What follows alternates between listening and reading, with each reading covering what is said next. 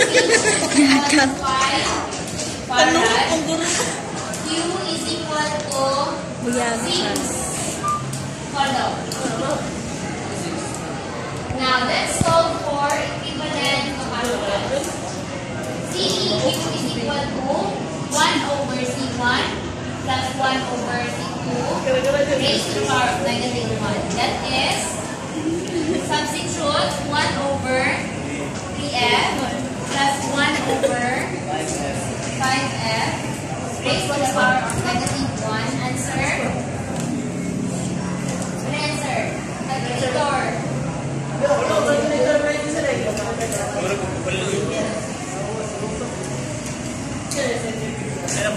Again, farad. Ito na ang CEQ.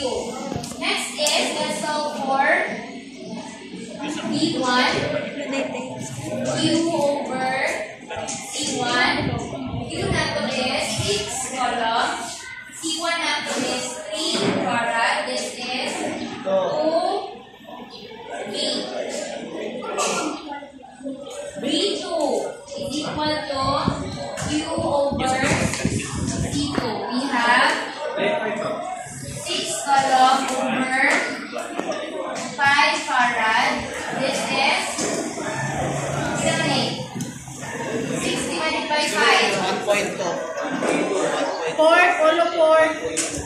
1.2 B. B.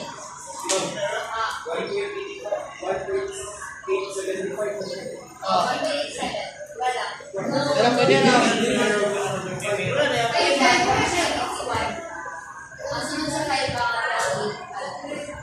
So, B, AB is equal to B1 plus B2. So, we have 2B plus 1.2B. This is 3.2.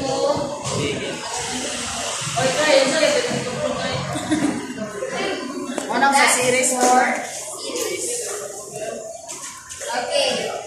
Next. Isa-isa. Parallel naman. Yes, parallel na rin. Yun na ito. Dahil mo ito. Wala naman na siya. Sasama na lang na. Okay ang parallel. Muna. Parallel na ito kami ito.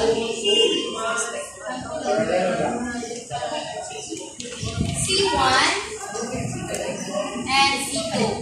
So C1 is equal to 5 farad, C2 is equal to 10 farad, and VAB is equal to 15 volts. First na to isolve is ang equivalent capacitance. That is simply C1 plus C2, 5 farad plus 10 farad, which is 15 farad. Next is Q1 is equal to C1 VAB, 5 farad times VAB is 15V. 5 times 15. 75.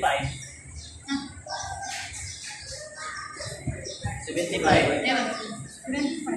75 coulomb. Q2 is equal to C2 VAB, 10 farad times 15 volts. This is 150 coulomb. Q total is equal to Q1 plus